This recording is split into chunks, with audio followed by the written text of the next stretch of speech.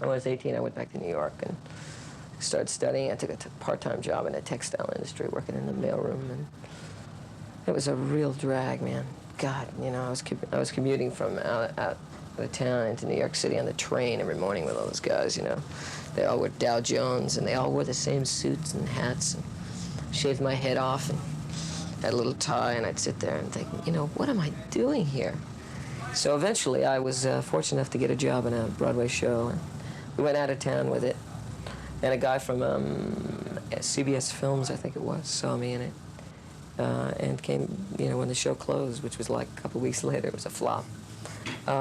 Said, I want you to come out and make a screen test for a film. I said, hey, back out to L.A. I believe you were offered two alternatives by Ruth Aarons, who was handling your affairs at that time. That was either to stay in New York and become an actor, or to head for California or L.A. and become a star. No, that's not true at all. What happened was, the story I just told you is that I was in New York, my show closed, and I got to make a screen test. I went and did it, and the pilot sold, and suddenly there I was. Come on now and meet everybody, and hear us singing.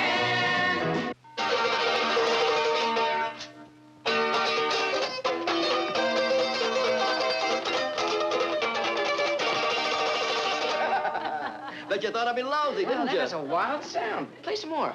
Fred, why don't you play Bye Bye Blackbird? Oh, these kids don't want to hear that old chestnut.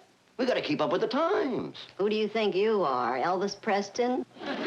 What do you want to play, Granddad? Oh, how about the song you were playing? You all start and I'll jump in. Sure you know that one? I'll fake it. Okay, let's do it. Right. Get out. I'll do my thing. Is that what you call it? Okay, there are the lyrics.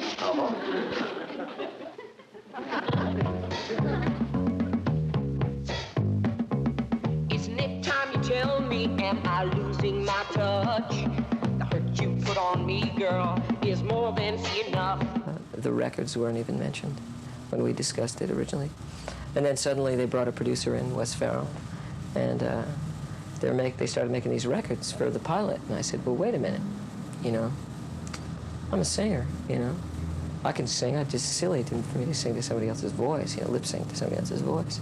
So he heard me sing, and he said, great, you know, let's go make it. So I became the lead singer of the group. You were so good to me, girl, needed you to go on. We had ourselves a good thing, is it over and done? I need some time to think, get myself together again. Time to think, I gotta get on my feet again. The woman I used to love ain't the woman I see today. The woman I see today ain't the woman who used to say, baby, I love you. Oh, baby, I love you. Baby, I love, I love you. There weren't songs that I chose. There were songs that were chosen for a television show. David, Get It Up for Love looked very set to be a big hit, and all of a sudden it was banned in various parts of the world. Yeah. Why was that? I think most parts of the world. Well, I think because of who I was. It was the first record I'd made in so long, and suddenly they all went, oh, what is he doing, you know? Who is he?